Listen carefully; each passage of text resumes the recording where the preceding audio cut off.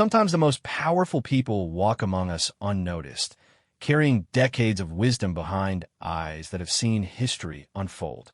They might appear as ordinary grandmothers, retired teachers, or quiet neighbors who keep their gardens neat and their voices soft. But beneath that gentle exterior often lies a strength forged by experiences that would humble the proudest among us. This is the story of Margaret Shun, an 82-year-old woman who walked into Palmer's Gun and Sporting Goods on a crisp Tuesday morning in October, only to teach everyone present a lesson about respect, assumption, and the dangerous game of judging people by their appearance. The autumn leaves crunched beneath Margaret's worn leather shoes as she approached the glass doors of Palmer's Gun and Sporting Goods. Her silver hair was pulled back in a neat bun, secured with a simple black hair clip that had belonged to her late mother.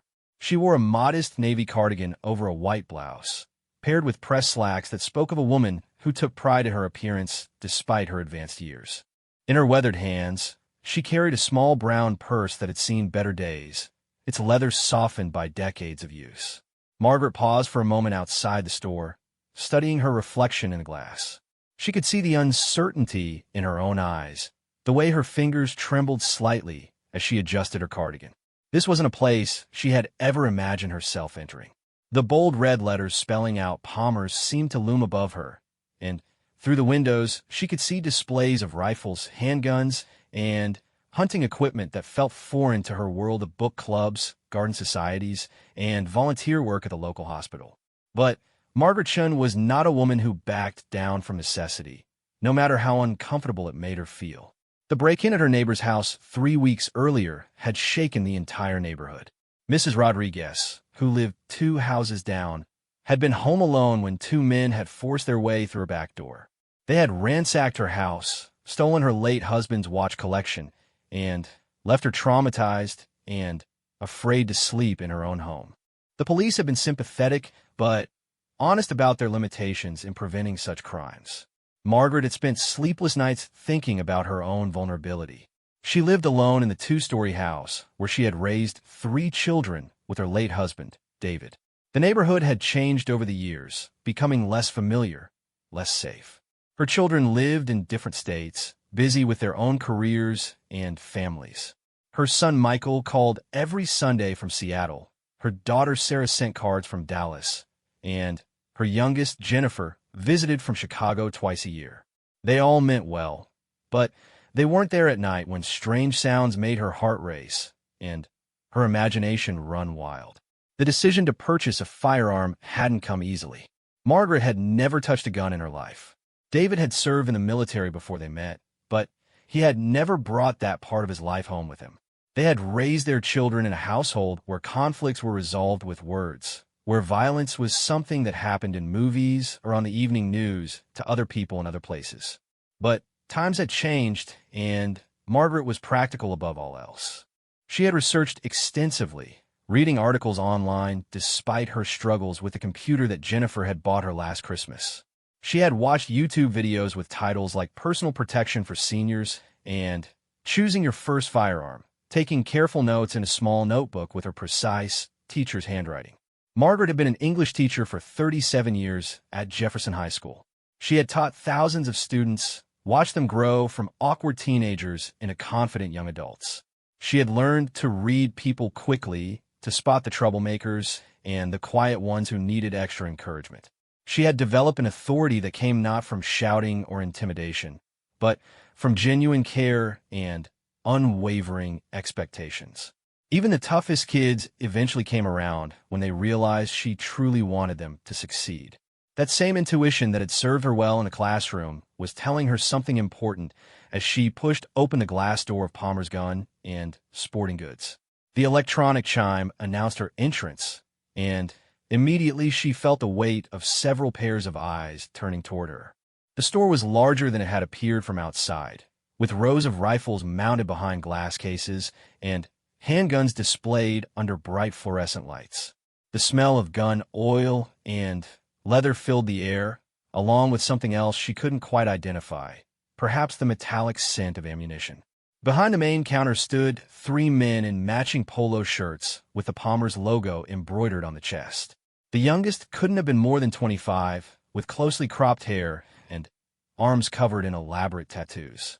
The middle-aged man beside him sported a graying goatee and the confident posture of someone who considered himself an expert on everything the store sold. The third man, probably in his 50s, was helping another customer, but kept glancing over at Margaret with an expression she recognized all too well from her teaching days, the look of someone trying to decide if she belonged there. Margaret approached the counter with the same determination she had once used to face down parents who questioned her teaching methods or administrators who wanted to cut funding for her literature program. She had learned long ago that confidence was often a choice, something you put on like armor, even when you felt uncertain underneath.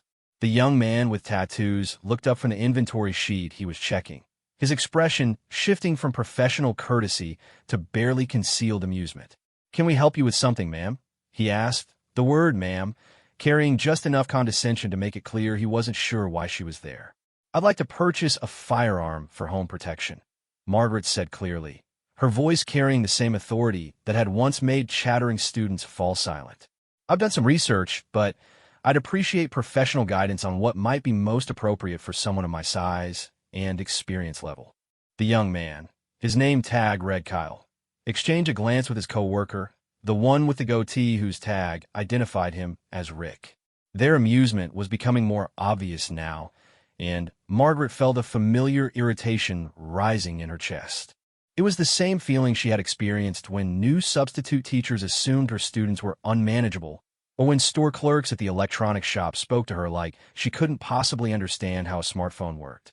"Well," Kyle said, drawing out the word as he looked her up and down, "that's quite a big decision for someone." He paused, clearly searching for a diplomatic way to express what he was thinking. "For some of my age," Margaret finished for him, her tone perfectly polite but with an edge that anyone who knew her would recognize as a warning sign. Rick stepped forward, apparently deciding to take over the conversation. "Ma'am, with all due respect, firearms aren't really something you just decide to pick up later in life. There's training involved, proper handling, maintenance. It's not like buying a kitchen appliance." Margaret set her purse on the counter with deliberate precision. "I understand that completely, which is why I'm here seeking professional advice rather than making an uninformed purchase online. I assume you're qualified to provide that advice." The question hung in the air with just enough challenge to make both men shift uncomfortably. Kyle glanced toward the back of the store, where Margaret could see an office door marked manager. She wondered if he was considering calling for backup to deal with the difficult elderly customer who didn't seem to understand her place. "Look, lady," Kyle said, his attempt at diplomacy evaporating, "maybe you should talk to your family about this. Get your son or grandson to come in with you. This isn't really something." He gestured vaguely at her appearance, as if her age and gender explained everything that needed explaining. Margaret felt something cold and familiar settle in her stomach. It was the same feeling she had experienced in faculty meetings when younger male colleagues assumed she wouldn't understand budget discussions or technology initiatives. The same feeling from her early teaching years when parents demanded to speak to a real teacher because surely this young woman couldn't be qualified to educate their children. The same feeling from later years when those same assumptions were made because she was too old rather than too young. "I see," she said quietly, her hands folded calmly on the counter.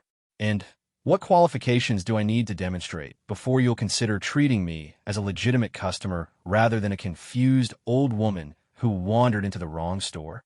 The third employee, the one helping another customer, had finished his transaction and was now openly watching the exchange.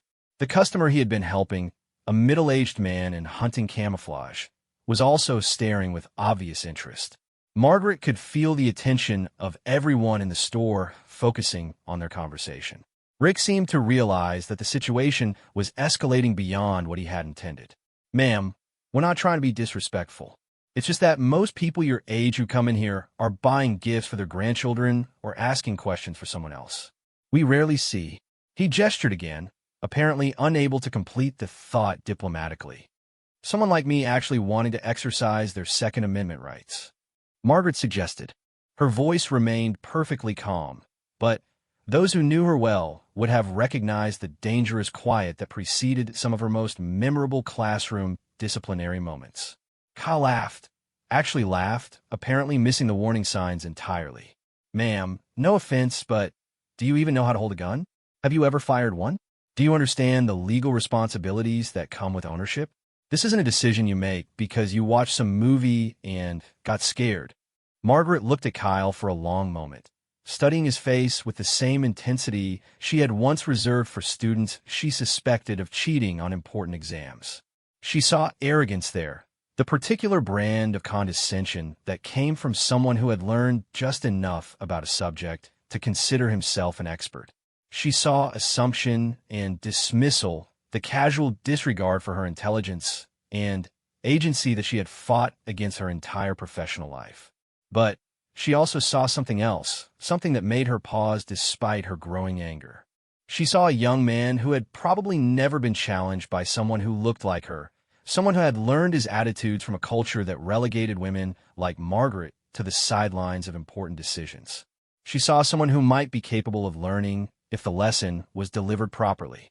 "Kyle," she said, reading his name tag with deliberate emphasis, "I taught high school English for 37 years. In that time, I dealt with gang members who brought weapons to school. I broke up fights between students twice my size, and I once talked a troubled teenager out of suicide attempt during my lunch break. I've been threatened, challenged, and underestimated more times than you've probably sold firearms. I've buried a husband who served his country with honor, raised 3 successful children as a working mother when that wasn't common, and managed a household budget that put all 3 of those children through college without taking on debt." She paused, letting her words sink in while maintaining steady eye contact with Kyle. "So, when I tell you that I've made a careful, considered decision to purchase a firearm for home protection, I'm not asking for your permission or your approval. I'm asking for your professional assistance in making an informed choice. The question is whether you're capable of providing that assistance or whether I need to take my business elsewhere." The store had gone completely quiet. Even the background music seemed to have stopped, though Margaret realized that was probably her imagination. The customer in hunting gear was staring openly now, and she could see 2 more people who had entered during the conversation watching with obvious interest. Rick cleared his throat uncomfortably. "Ma'am, maybe we got off on the wrong foot here. Let's start over. What exactly are you looking for in terms of home protection?" Margaret nodded slightly, recognizing the attempt at reconciliation for what it was. "I live alone in a 2-story house. I want something that will be effective for personal protection, but not overly complex to operate or maintain. I'm willing to invest in proper training and practice regularly. I understand this is a serious responsibility, which is why I'm here seeking expert guidance rather than making assumptions." Kyle looked genuinely chastened now, though Margaret suspected it had more to do with her forceful response than any real change in his underlying attitudes. "Well, for someone starting out, especially in your situation, maybe a simple revolver would be best. Less to go wrong, easier to maintain. What makes my situation different from any other first-time gun owner?" Margaret asked calmly. The question seemed to catch Kyle off guard. "Well, I mean your age, and my age affects my ability to learn how to use a tool safely because—" "It's not that," Rick interjected quickly. "It's just that reflexes slow down as we get older. Eyesight isn't as sharp, hand strength decreases. Have you tested my reflexes, examined my eyesight, or measured my hand strength?" Margaret asked. "Or are you making assumptions based on stereotypes about people my age?" The uncomfortable silence stretched for several seconds. Margaret could see both men wrestling with how to respond to her direct challenges without appearing even more prejudiced than they already had. Finally, Kyle said, "Look, ma'am, we're just trying to be helpful here. We see a lot of people come in who think they want a gun, but don't really understand what they're getting into. And you've determined that I'm one of those people based on our conversation so far. Well, no, but then perhaps we could focus on helping me make an informed decision rather than debating whether I'm qualified to make one at all." Margaret could see the shift happening in their demeanor, the gradual recognition that she wasn't going to be dismissed or patronized into leaving. But she could also sense their underlying resistance, the stubborn belief that they knew better than she did what was appropriate for someone like her. What none of them knew, what Margaret had no intention of revealing unless absolutely necessary, was that her late husband David hadn't just served in the military. He had been a career officer, a decorated veteran who had spent 2 tours in Vietnam and later worked as a military advisor. Margaret had spent 43 years married to a man who understood weapons, strategy, and the weight of life and death decisions. More importantly, David had quietly taught her things over the years that she had never had occasion to use. Weekend camping trips that were really basic survival training. Home improvement projects that taught her about security and defensive positioning. Casual conversations about situational awareness and threat assessment that had seemed like abstract discussions at the time, but had given her a foundation of knowledge that neither Kyle nor Rick would have expected. But Margaret also knew something else that her years of teaching had taught her. Sometimes the most powerful lesson was delivered not through what you revealed about yourself, but through what you helped others discover about their own assumptions and limitations. Margaret watched as Kyle and Rick exchanged another glance, this one less amused than the previous ones. She could see them recalculating, trying to figure out how to handle a situation that wasn't going according to their usual script. In her years of teaching, she had seen the same expression on students' faces when they realized their teacher wasn't as easily manipulated as they had assumed. "Okay," Rick said finally, his tone more professional now, though still carrying a hint of reluctance. "Let's talk about what you're looking for. Home defense in a 2-story house, you said. Have you considered the layout? Where would you most likely need protection?" Margaret appreciated the shift toward practical questions, even if it had taken some effort to get there. "My bedroom is on the 2nd floor. The main entry points are the front door, back door, and a sliding door from the living room to the patio. There's also a basement entrance, though that has a separate deadbolt. Range of engagement would be relatively close then," Kyle offered, apparently trying to contribute something useful to the conversation. "Hallways, rooms, not long distances." "That's correct," Margaret said, noting with approval that he was at least thinking about practical applications now. Rick pulled out a laminated chart from behind the counter. "For home defense, most people choose between 3 basic categories. Handguns, which are compact and maneuverable in tight spaces. Shotguns, which are very effective at close range and don't require precise aim. And rifles, though those are less common for home defense because they can overpenetrate walls." Margaret studied the chart with genuine interest. She had seen similar information in her research, but she appreciated having an expert walk through the considerations. "What are the trade-offs between handguns and shotguns for someone in my situation?" "Well," Rick said, warming to the subject despite his earlier skepticism, "shotguns are more intimidating to an intruder, and they're very effective at stopping threats. But they're longer and harder to maneuver in tight spaces. Handguns are more compact, easier to store securely, but they require more training to use effectively." Kyle nodded, apparently encouraged by his coworker's more technical approach. "Plus, with a shotgun, you have to worry about recoil, especially for someone who's—" He caught himself before finishing the sentence, but Margaret knew exactly what he had been about to say. "Someone who's small and elderly," she suggested mildly. Kyle's face reddened slightly. "I was going to say someone without experience with heavy firearms." Margaret almost smiled. It was a diplomatic save, and she gave him credit for the attempt. "That's a fair consideration. What about the recoil characteristics of different handgun calibers?" The question seemed to surprise both men. Rick recovered first. "For new shooters, especially women, we usually recommend starting with something like a .380 or maybe a 9mm. Less recoil than larger calibers, but still effective for personal protection."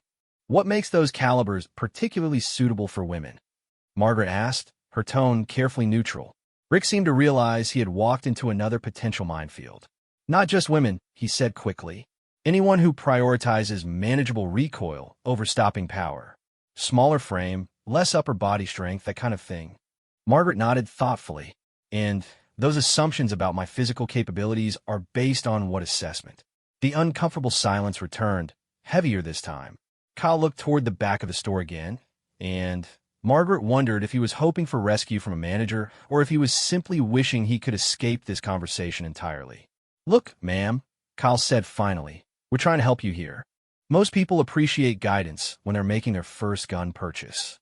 "I do appreciate guidance," Margaret replied evenly. What I don't appreciate is being told what I can't do before we've established what I can do. Shall we approach this differently? Before either man could respond, the electronic chime sounded again as the store's front door opened. Margaret turned slightly to see who had entered, noting from the corner of her eye that both Kyle and Rick seemed relieved by the interruption. The newcomer was a woman in her 40s, dressed in business attire with an air of confidence that Margaret recognized immediately. This was someone accustomed to being taken seriously, someone who expected competent service and wouldn't tolerate anything less. Margaret watched with interest as both Kyle and Rick immediately straightened up, their demeanor shifting to professional attentiveness. "Good morning, Mrs. Patterson," Rick said with genuine warmth. "How can we help you today?" "I need to pick up some ammunition for my husband's hunting trip next week," the woman replied briskly. "Also, I want to look at that compact pistol we discussed last month. I think I'm ready to make a decision." "Of course," Kyle said eagerly. "The Glock 43X, right? Great choice for concealed carry. Let me get that out for you." Margaret observed the immediate shift in both men's attitudes and behavior. There was no questioning of Mrs. Patterson's qualifications, no suggestion that she should bring her husband for the important decisions, no condescending explanations of basic concepts she surely couldn't understand. The contrast was stark enough to make Margaret's earlier point better than any argument she could have made. Mrs. Patterson glanced over at Margaret with a friendly smile. "I hope they're taking good care of you," she said pleasantly. "We're working through some initial communication challenges," Margaret replied diplomatically.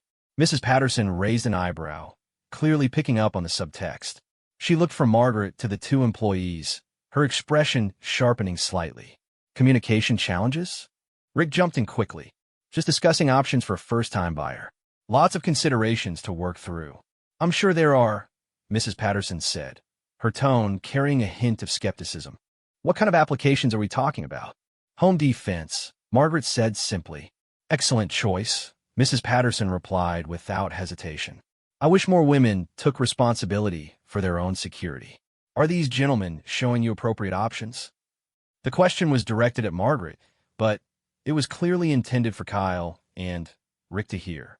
Margaret appreciated the support, even from a stranger, but she also recognized an opportunity to handle the situation constructively rather than confrontationally.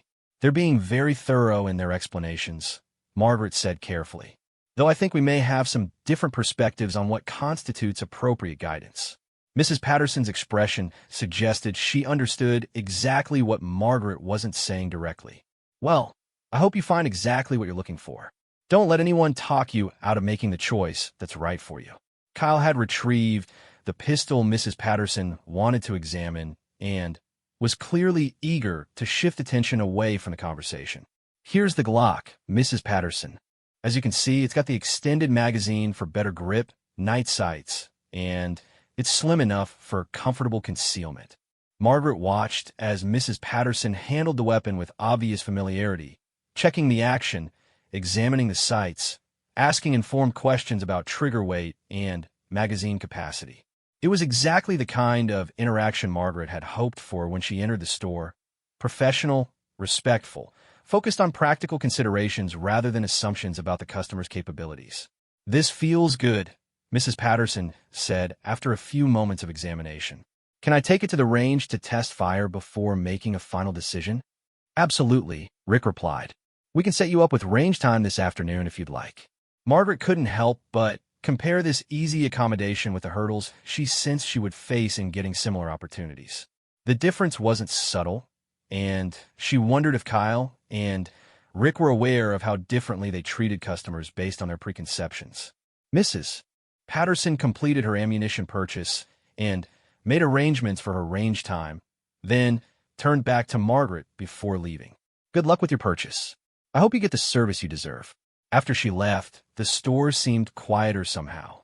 Kyle and Rick both looked slightly uncomfortable, as if they were aware that their interaction with Mrs. Patterson had highlighted something unflattering about their previous behavior. "So," Rick said, attempting to regain momentum, "where were we?" "We were talking about caliber considerations." Margaret decided to try a different approach. Rather than continuing to challenge their assumptions, she would demonstrate her preparation and knowledge, letting her competence speak for itself. "I've been researching extensively," she said, pulling a small notebook from her purse. "From what I've read, the .38 special revolver seems to offer a good balance of stopping power and manageable recoil for home defense. The operation is straightforward, maintenance is relatively simple, and reliability is excellent.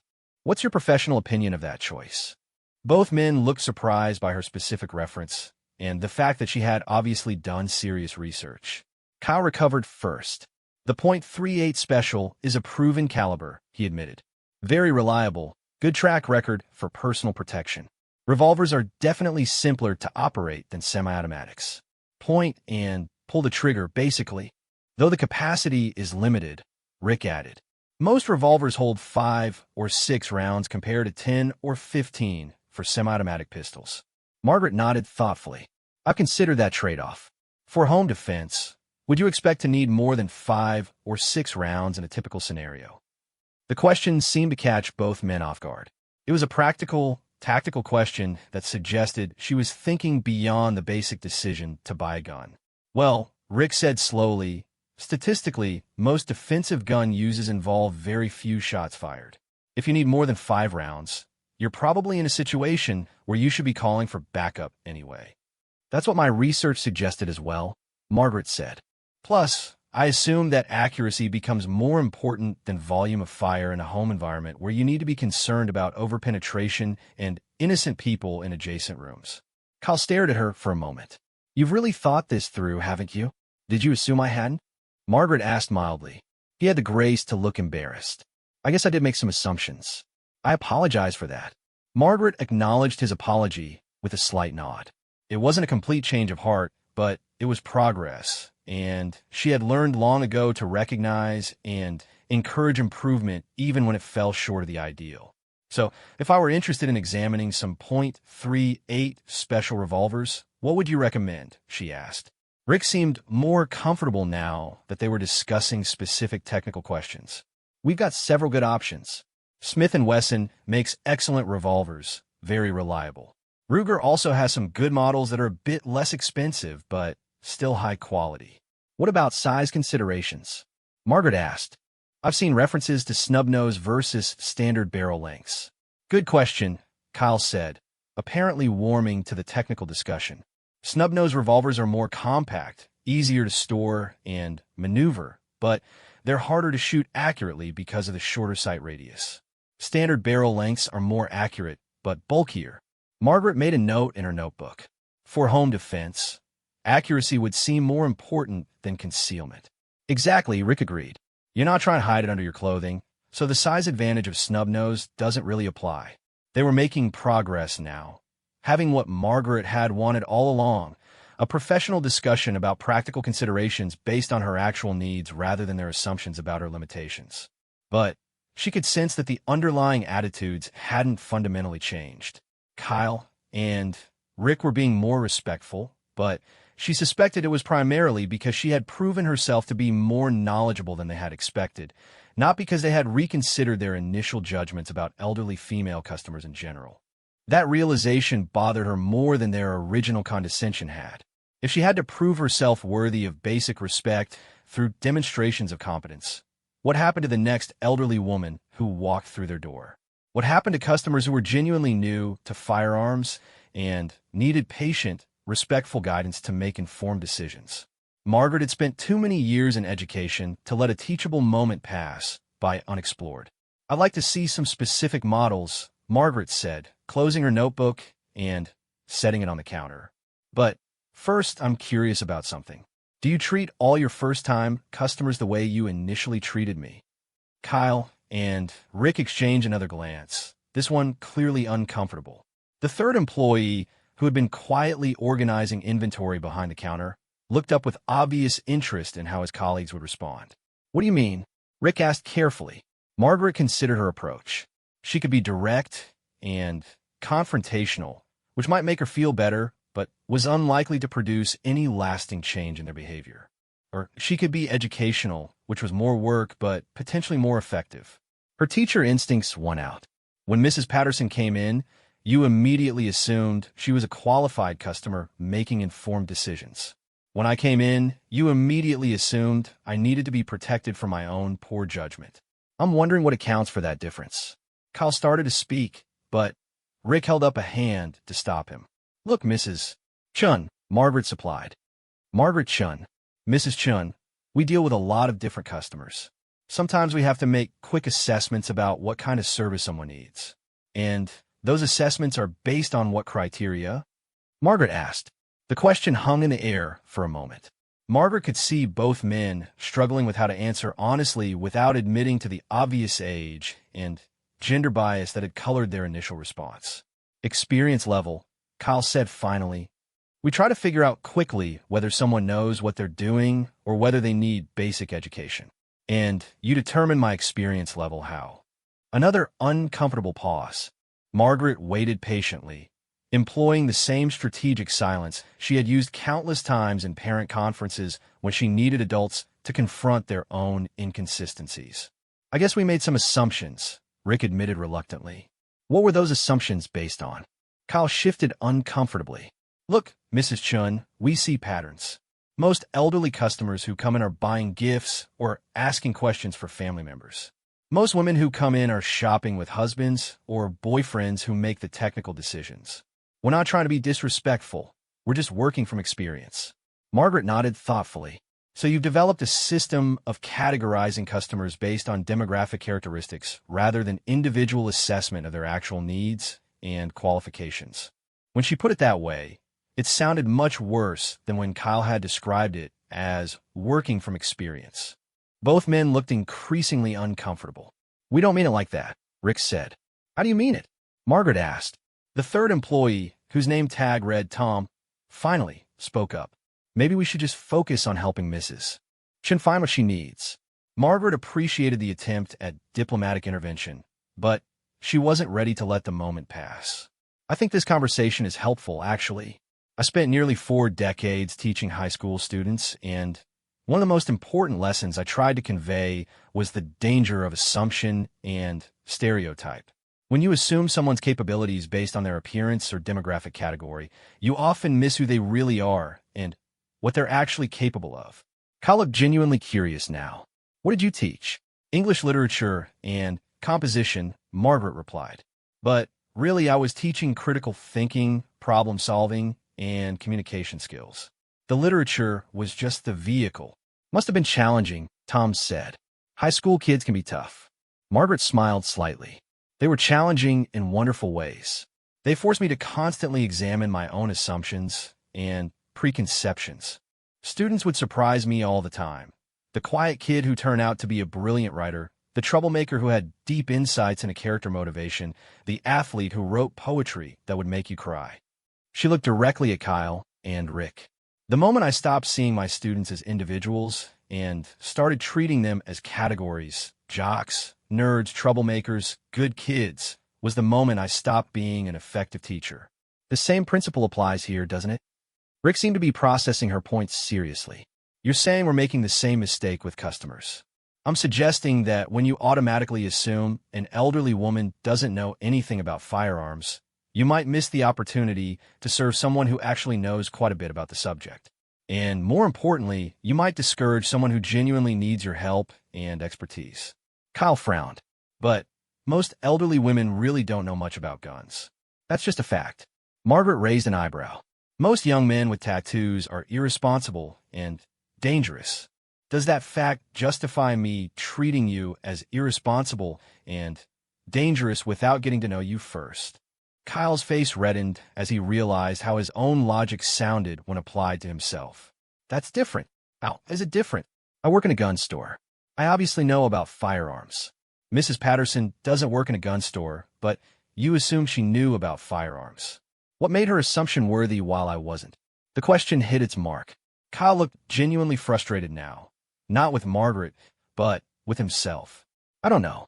I guess she just seemed more younger, more affluent, more confident, Margaret suggested gently. Maybe all of those things, Kyle admitted reluctantly. Margaret nodded, and those characteristics suggested competence to you, while my age and appearance suggested incompetence. Can you see how that might be problematic? Tom had stopped pretending to organize inventory and was openly listening to the conversation now. Mrs. Chun has a point, he said quietly. We do make quick judgments about people. Rick seemed defensive. Everyone makes quick judgments. It's human nature. Absolutely true, Margaret agreed. The question is whether we let those initial judgments determine how we treat people, or whether we remain open to discovering that our first impressions might be wrong. She pulled out her notebook again and flipped to a specific page. For example, when I walked in here, you probably assumed I was someone's grandmother who had watched too many scary movies and decided she needed protection without really understanding what that meant. Kyle started to protest, but Margaret held up a hand. Let me finish. What you couldn't know from looking at me is that I'm the widow of a career military officer who served 2 tours in Vietnam and later worked as a military advisor. What you couldn't know is that my late husband spent 43 years quietly teaching me things about security, situational awareness, and tactical thinking that most people never learn. What you couldn't know is that I've been researching this decision for 2 months, reading everything I could find, watching training videos, and even talking to a retired police officer who lives in my neighborhood. Both Kyle and Rick were staring at her now with expressions she recognized from her teaching days. The look of students who suddenly realized they had drastically underestimated their teacher. What you also couldn't know, Margaret continued, is that I'm not making this decision lightly or emotionally. I'm making it because I've conducted a thorough risk assessment of my living situation and concluded that I need to take responsibility for my own security rather than hoping that someone else will protect me. She closed the notebook and looked directly at each man in turn. Now, the question is whether knowing those things changes how you see me as a customer, or whether you're committed to your initial assessment regardless of new information. The silence stretched for nearly a minute. Margaret could see all 3 men processing not just her words, but the implications of their own behavior. She had presented them with a clear choice: acknowledge their bias and adjust their approach, or double down on their original assumptions despite evidence that contradicted them. Finally, Rick spoke up. Mrs. Chun, I owe you an apology. We made assumptions about you that weren't fair or professional. You obviously know more about this subject than we gave you credit for. Margaret appreciated the apology, but she could hear the limitation in it. Thank you, Rick. But I'm more concerned about the next customer who might not have the background knowledge to prove themselves worthy of respectful service. What happens to her? Kyle looked confused. What do you mean? I mean that I shouldn't have had to demonstrate my competence and preparation to receive basic courtesy and professional service. The fact that I was able to do so doesn't solve the underlying problem. It just means I was fortunate enough to have resources and experience that others might not have. Tom nodded slowly. She's right. We shouldn't treat people differently based on what we think we know about them from looking at them. Margaret could see she was making progress, but she also sensed resistance, particularly from Kyle. He seemed to understand her point intellectually, but wasn't ready to abandon his preconceptions entirely. Look, Mrs. Chun, Kyle said, I get what you're saying, but we do have to use some judgment here. If someone comes in who obviously doesn't know anything about guns, we need to provide more basic education and guidance. That's part of our job. Absolutely, Margaret agreed. The key is determining someone's knowledge and experience level through conversation and questions rather than through visual assessment and assumption. Ask me what I know rather than telling me what you think I don't know. Rick seemed to be grasping the distinction. So instead of assuming you needed basic education, we should have asked about your experience level and what research you'd already done. Exactly. And then provided guidance and information appropriate to my actual knowledge level rather than what you assumed my knowledge level must be. I'll still look skeptical. But doesn't that take more time? And what if someone gets offended by being asked about their experience? Margaret smiled. In my experience, people are much more likely to be offended by being underestimated than by being asked respectful questions about their background. Would you rather have a customer leave because you asked about their experience level or because you insulted their intelligence and treated them like a child? The question seemed to crystallize something for Kyle. When you put it that way, I guess I'd rather ask too many questions than make too many assumptions. That's exactly right, Margaret said. And In my case, if you had asked about my experience and research, you would have discovered that what I need isn't basic education about firearms. What I need is hands-on comparison of specific models, so I can make an informed choice based on factors like ergonomics, trigger characteristics, and practical handling. Tom looked interested. So you want to actually handle different revolvers and see how they feel? Precisely. I can read specifications all day, but I need to know how different guns feel in my hand, how the trigger action compares, whether the sights are clear and easy to use for my eyes. Rick nodded. That makes perfect sense. Let me pull out some different models so you can compare them. As Rick moved toward the gun cases, Margaret felt a sense of satisfaction. She had managed to turn a frustrating encounter into a teaching moment, and at least some of her points seemed to have resonated. But she also knew that changing deeply held attitudes was a long-term process, not something that happened in a single conversation. The real test would be seeing how Kyle, Rick, and Tom treated the next elderly customer who walked through their door. Rick returned to the counter carrying a small case, which he opened to reveal 3 revolvers of different sizes and configurations. Margaret appreciated the professional presentation and the obvious care he was taking with the firearms. Here are 3 different options in .38 Special, he explained, his demeanor now genuinely helpful rather than condescending. This first one is a Smith & Wesson Model 10 with a 4-inch barrel, classic police service revolver, very reliable, good sight radius for accuracy. This second one is a Smith & Wesson 642, which is their lightweight snub-nose model, more compact but harder to shoot accurately.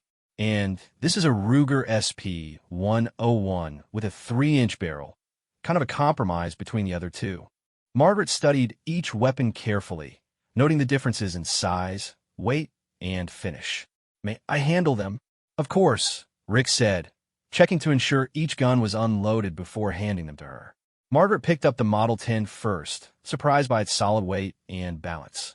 The grip felt comfortable in her hand, though she could tell it was designed for larger hands than hers. The trigger was smooth when she tested the double-action pull, and the sights aligned naturally when she raised the gun to eye level. Kyle watched her handling technique with obvious surprise. You seem familiar with basic gun handling. Basic safety was one of the things my husband taught me, Margaret explained, keeping the gun pointed in a safe direction as she examined the cylinder and action. Always treat a gun as if it's loaded.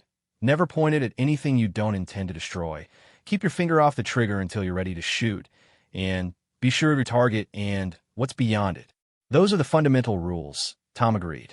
A lot of people don't know them. Margaret set down the Model 10 and picked up the snub-nose 642. It was noticeably lighter and more compact, but the shorter barrel made it feel less balanced in her hand. When she tried the trigger pull, it seemed heavier and less smooth than the larger revolver. This trigger is quite different, she observed. Snub-nose revolvers often have heavier trigger pulls, Rick explained.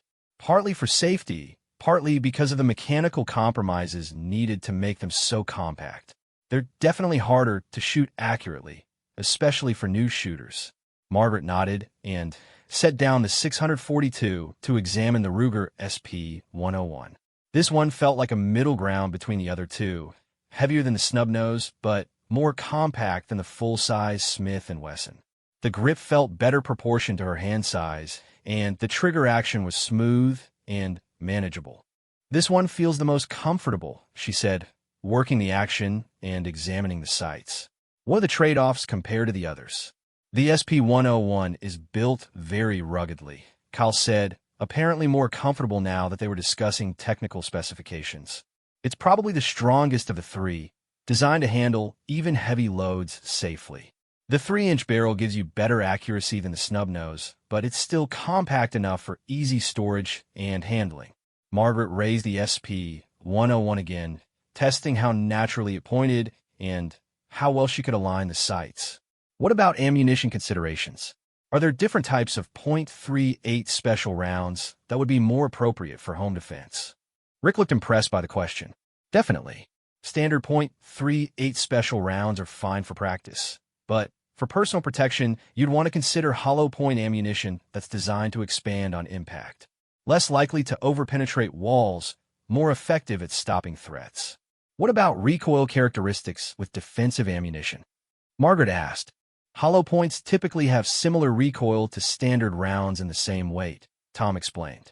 Though some manufacturers make reduced recoil versions specifically for smaller frame shooters or people who are recoil sensitive. Margaret appreciated that he had avoided making assumptions about her recoil sensitivity while still providing relevant information. I think I'd like to try shooting all three of these to compare them. Do you have a range here? We do, Rick said. Would you like to set up some range time to test them out? That would be perfect. But first, let me ask about training. Obviously, I'll need professional instruction to develop proper shooting skills. What do you recommend? Kyle seemed genuinely engaged now. We offer basic pistol classes here monthly, but for someone who's serious about home defense, I'd actually recommend the NRA Basic Pistol course followed by a defensive shooting class. There are several good instructors in the area. Margaret made notes in her notebook. What about ongoing practice? How often should someone practice to maintain proficiency? Most experts recommend at least monthly range sessions to maintain basic skills, Rick said. More often when you're first learning. Plus dry fire practice at home to work on trigger control and sight alignment. Dry fire practice? Margaret asked. Practicing trigger control with an unloaded gun at home, Tom explained. It's safe with most modern revolvers, and it's one of the best ways to improve your shooting without using ammunition. Margaret was impressed by the quality of information she was receiving now that they had moved past their initial assumptions. These men clearly knew their subject matter. The problem had been their preconceptions about her ability to benefit from their expertise. As she continued examining the revolvers and asking questions, Margaret became aware of a change in the store's atmosphere. Other customers had come and gone during their conversation, and she had noticed that Kyle and Rick were more attentive to each customer's individual questions rather than making quick assumptions about their needs. But Margaret also noticed something else, a tension that hadn't been there earlier. Kyle kept glancing toward the back office, and Rick seemed increasingly nervous about something beyond their conversation. Is everything all right? Margaret asked. Before either man could answer, she heard the sound of rapid footsteps approaching from the back of the store. A man in a suit emerged from the office area, moving with obvious urgency. He was probably in his late 50s, with graying hair and the bearing of someone accustomed to authority. His expression was serious as he approached the counter. Margaret felt Kyle and Rick stiffen beside her, and she wondered if they were in trouble for some reason. Perhaps their manager had overheard parts of their conversation and was concerned about how they had initially treated her. The man in the suit looked directly at Margaret, and she saw something in his expression that surprised her. Not anger or concern, but what looked almost like recognition, though she was certain they had never met. "Excuse me," he said, his voice carrying a formality that seemed oddly out of place in the casual atmosphere of the gun store. "Are you Mrs. Margaret Chun?" Margaret felt a chill of uncertainty. How did this stranger know her name? She had only given it to Kyle and Rick a few minutes earlier, and she couldn't imagine why it would have been reported to management or why it would matter if it had been. "Yes," she said carefully. "And you are?" The man's expression shifted, and Margaret saw something she recognized from her teaching days, the look of someone who had just confirmed something important and was now trying to decide how to proceed. "Mrs. Chun, my name is James Palmer. I own this store." Margaret felt another chill, deeper this time. Palmer's Gun and Sporting Goods, this was the owner himself. Why would the owner of the store know her name or seek her out personally? "Mr. Palmer," she said, maintaining her composure despite her growing confusion. "Is there a problem?" Palmer looked at Kyle and Rick, then back at Margaret. "Mrs. Chun, could I speak with you privately for a moment? There's something important I need to discuss with you." Margaret felt the first stirrings of real alarm. She couldn't imagine any good reason for the store owner to want to speak with her privately. Had she somehow broken a rule or policy she wasn't aware of?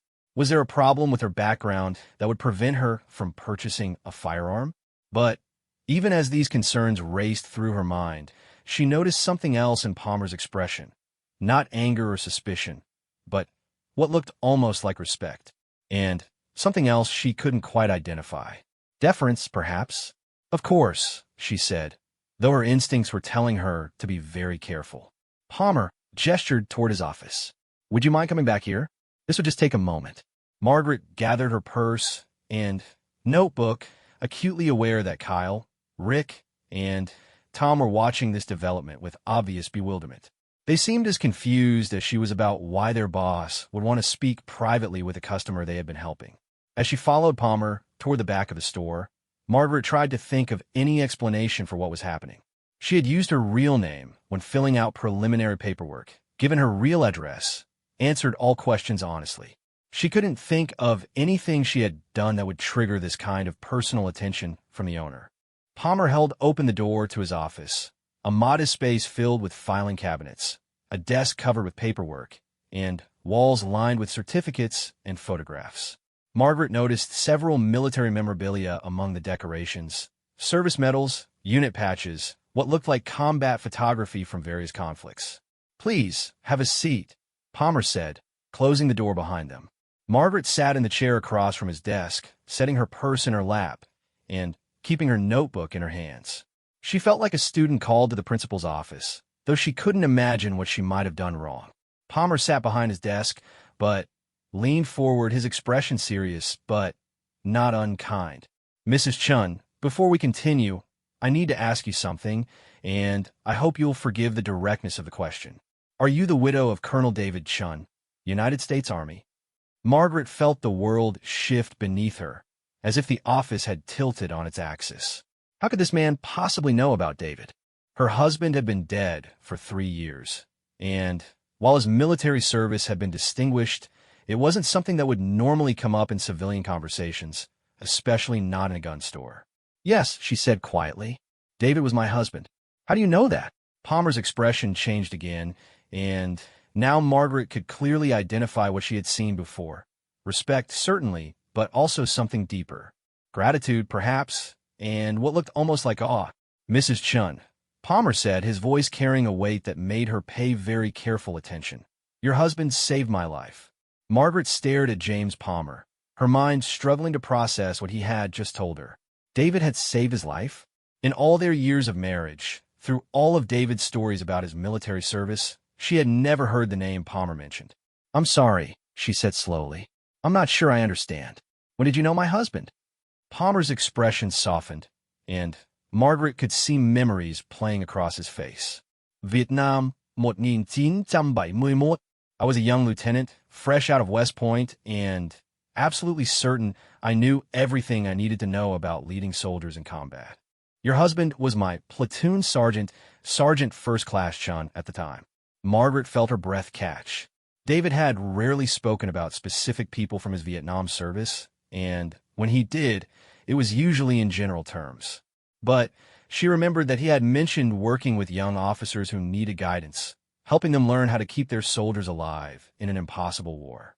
"We were on a patrol in the Mekong Delta," Palmer continued, his voice taking on the cadence of someone recounting a story that had been told many times but never forgotten. "Intelligence had indicated Viet Cong activity in a village about 15 kilometers from our base. I was supposed to lead a squad in to investigate and report back." He paused, looking out the window for a moment before continuing. "I was so eager to prove myself to show that I could handle command.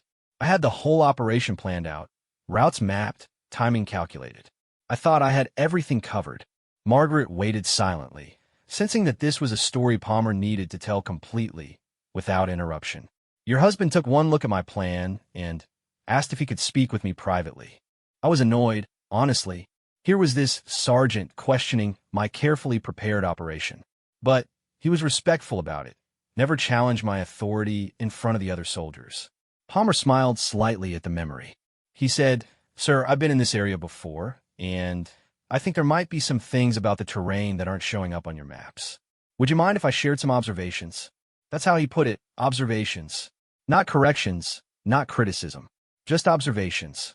Margaret felt tears beginning to form in her eyes. That sounded exactly like David, finding ways to guide and teach without undermining or embarrassing the people he was trying to help. "He was right, of course," Palmer continued. "The route I planned would have taken us directly through what turned out to be a carefully prepared ambush site. The intelligence had been compromised, and the Viet Cong were waiting for exactly the kind of patrol I was planning to lead." He leaned back in his chair, his expression growing more serious. Your husband suggested an alternative approach, a longer route that would let us observe the village from high ground before committing to entering it. I didn't like it because it wasn't what I had planned, but I couldn't argue with his reasoning. Margaret could picture the scene clearly. David had always been diplomatic in his approach to correction and guidance, whether he was dealing with young officers, new soldiers, or their own children when they made mistakes. We took his route, Palmer said, and from the high ground, we could see the ambush positions that would have killed most of my squad if we had followed my original plan. Instead of walking into a trap, we were able to call in artillery support and airstrikes that eliminated a significant Viet Cong force without losing a single American soldier. Palmer looked directly at Margaret. Your husband didn't just save my life that day, Mrs. Chun. He saved the lives of 12 other young soldiers, and he did it in a way that let me keep my dignity and learn from the experience rather than just being told I was wrong. Margaret felt the tears flowing freely now. This was so much more than just a story about David's military service. It was insight into the kind of man he had been, the kind of leader who could guide without crushing, correct without humiliating, teach without condescending. After that, Palmer continued. I made sure to listen when Sergeant Chun had observations to share. He taught me more about leadership, tactics, and taking care of soldiers than all my formal training combined. I stayed in touch with him even after our tours ended, and we were assigned to different units. Margaret wiped her eyes with a tissue from her purse. He never mentioned you specifically, but he used to tell me stories about working with young officers. He said some of the most rewarding parts of his service were helping new leaders learn how to keep their soldiers alive and mission-ready. Palmer nodded. That sounds like him. He had a gift for teaching without making you feel stupid, for sharing knowledge without making it seem like a lecture. Margaret looked around Palmer's office again, noticing details she had missed before. Among the military memorabilia were photographs, and now she could see David's face in one of them. A group shot of soldiers in jungle fatigues, all looking impossibly young despite the serious expressions that combat had carved into their faces. Is that why you knew my name? She asked. Palmer followed her gaze to the photograph. Partly. When Kyle called back to tell me there was a situation developing with a customer, an elderly woman who was challenging their assumptions and giving them what he called a lecture on prejudice and proper customer service, I was already interested. That kind of principled stand reminded me of your husband. He smiled, but when he mentioned that the customer's name was Margaret Chun, I had to come see for myself. David talked about you often during our service together. He was very proud of his teacher wife, always bragging about your student achievements and the programs you had developed at your school. Margaret felt a fresh wave of emotion. Even in a war zone, David had talked about her work, had been proud of her accomplishments. She had known he supported her career, but hearing it from someone who had witnessed it firsthand meant something special. When I heard Kyle describing how you were handling their assumptions and teaching them about respect and dignity, Palmer continued, I knew it had to be you. David always said you had a gift for helping people see their own prejudices and choose to be better. Margaret thought about her conversation with Kyle and Rick about the way she had approached their condescension as a teaching opportunity rather than just an insult to be endured or fought against. She had never connected it to David's approach to leadership, but now she could see the parallel. I'm sorry my employees treated you poorly initially, Palmer said. That's not the standard we try to maintain here, and it's certainly not the way anyone should treat the widow of a man who served his country with such distinction. Margaret shook her head. Mr. Palmer, I appreciate that sentiment, but I hope the lesson here isn't that people should be treated respectfully only after you discover their connections or credentials. I should have received courteous service because I'm a human being and a potential customer, not because of my husband's military service. Palmer looked surprised by her response, then nodded slowly. You're absolutely right. The fact that you're David Chin's widow explains why I wanted to meet you personally, but it doesn't excuse how you were treated when you first came in. Exactly, Margaret said, and I hope that when you discuss this incident with your staff, you'll emphasize that point.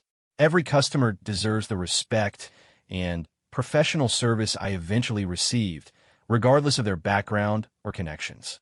Palmer leaned forward, studying her with obvious admiration. David was right about you. He said you never miss an opportunity to help people learn and grow. Margaret smiled through her tears. He was a good teacher himself, as your story demonstrates. I think we both believe that every interaction is a chance to help people see themselves and others more clearly. Well, Palmer said, standing up from his desk, in that spirit, let me ask you something. What can I do to ensure that future customers receive the kind of service you should have received from the beginning? Margaret considered the question carefully. Start with training that focuses on customer service principles rather than just product knowledge. Help your staff understand that making assumptions about customers' needs and capabilities is both poor business practice and personally disrespectful. Teach them to ask questions and listen to answers rather than making judgments based on appearance. She paused, thinking about Kyle and Rick's gradual shift in attitude during their conversation, and emphasized that everyone who enters this store has the right to be treated as a competent adult unless they demonstrate otherwise through their words and actions, not through their demographics. Palmer nodded. That makes perfect sense. Would you be willing to help me develop that training? I think hearing from someone who experienced the problem firsthand would be valuable for the staff. Margaret was intrigued by the suggestion. I might be interested in that, though I should mention that I still intend to complete my original purpose for coming here, purchasing a firearm for home protection. Of course, Palmer said immediately, and I'll make sure you receive the best service and guidance we can provide. In fact, let me personally handle your purchase and training arrangements. As they returned to the main store area, Margaret could see Kyle, Rick, and Tom waiting with obvious curiosity about what had transpired in the office. Their expressions shifted to surprise when Palmer addressed them with obvious seriousness. Gentlemen, Palmer said, I want you to meet Mrs. Margaret Chun. Mrs. Chun is the widow of Colonel David Chun, who served with distinction in Vietnam and saved my life during combat operations in 1971. Margaret watched as all three men's expressions changed dramatically. Kyle looked shocked, Rick appeared embarrassed, and Tom seemed genuinely moved by the revelation. But Palmer wasn't finished. More importantly, Mrs. Chun is a customer who came here today seeking professional advice about personal protection options, and she deserved respectful, competent service from the moment she walked through our door. The fact that she has personal connections to our military heritage is interesting, but it's not what should determine how we treat our customers. He looked at each employee in turn. Mrs. Chun has agreed to help us develop better customer service training, focusing on treating every person who enters this store with the dignity and respect they deserve as human beings and potential customers. I hope you'll all participate in that training with open minds and genuine commitment to improvement. Kyle stepped forward, looking genuinely contrite. Mrs. Chun, I want to apologize again for how I treated you earlier. I made assumptions that were unfair and unprofessional. Rick nodded. We all did. Thank you for taking the time to help us understand the problem instead of just taking your business elsewhere. Tom, who had been the least problematic of the three, said, I'd like to learn how to do better. This has been an eye-opening experience. Margaret looked at the three men, seeing genuine remorse and what appeared to be sincere desire to improve. I appreciate your willingness to learn and grow. That's all any teacher can ask for, students who are open to examining their own assumptions and choosing to be better. Palmer smiled. Now, let's get back to the reason you came here today. You were interested in comparing some revolvers for home defense. As Rick brought out the firearms again, Margaret noticed a fundamental change in the atmosphere.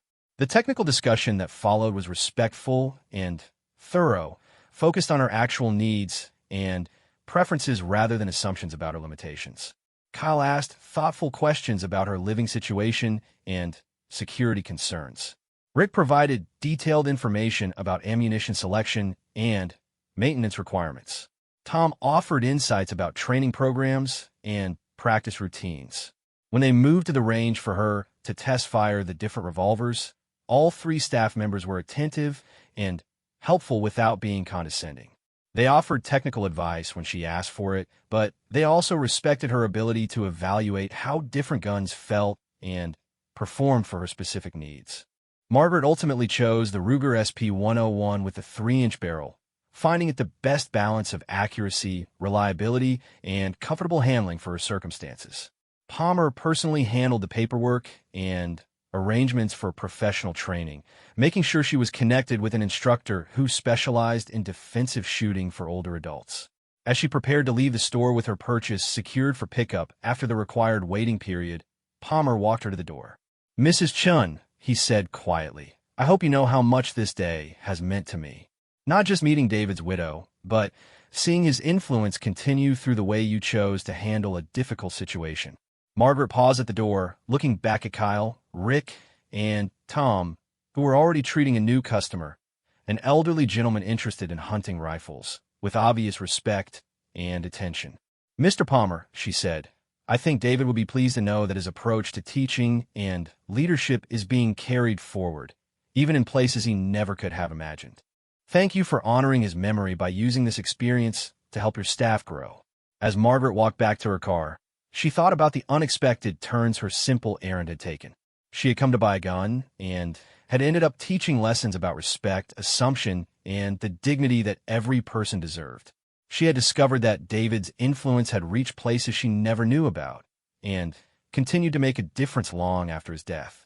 Most importantly, she had learned that the principles that had guided both of their careers, treating people with dignity, seeing potential rather than limitations, teaching through example rather than lecture, were as relevant in a gun store as they had been in classrooms and military units. Margaret drove home with her head held high, knowing that she had made the world a little bit better that day, just as David had taught her to do through 43 years of marriage and a lifetime of example. She looked forward to her training sessions, to completing her journey toward taking responsibility for her own protection, and to working with Palmer staff to ensure that future customers receive the respect and service that every person deserved. The gun store incident would become a story she shared with friends and family, not as a tale of discrimination overcome, but as an example of how every interaction offers the opportunity to teach, learn, and grow. It was a lesson worthy of the colonel who had saved lives through patient guidance, and the teacher who had shaped minds through respectful challenge. In the end, it wasn't about the gun she purchased or the respect she commanded through her connections. It was about the simple but profound truth that treating people with dignity and seeing their potential rather than their limitations could transform any situation, any relationship, any community. It was a truth that David had lived by, that Margaret had spent her career demonstrating, and that would continue to ripple outward through every person who chose to embrace it.